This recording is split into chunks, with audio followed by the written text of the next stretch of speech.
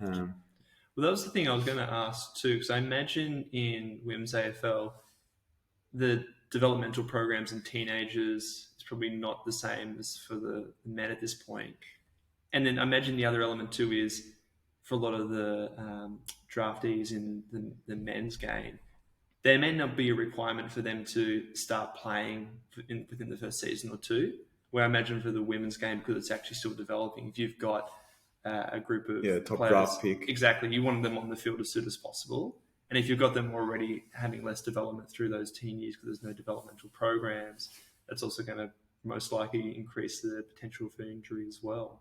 Yeah, definitely. I think, like you said, those top draft picks, the top 20, 25 girls, like they're likely all playing straight away. Yeah. So you've got girls that don't have elite bodies and haven't had a lot of development physically and probably mentally as well, and then they're coming into an elite environment. They've got 10 weeks of preseason to try and become elite overnight, and then all of a sudden they're going into matches, higher intensity.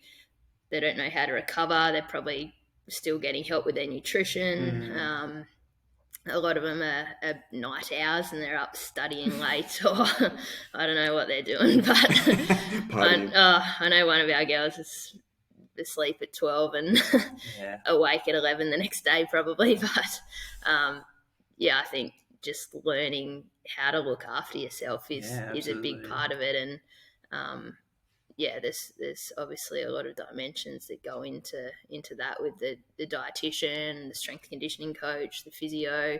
Some of these girls have probably never had an injury before either, so the mental side of becoming injured and then having to deal with that and thinking, am I going to be able to play when there's 10 games? And if you've just come into the program as well, like you're trying to fight your way into the team. So there's that added challenge as well.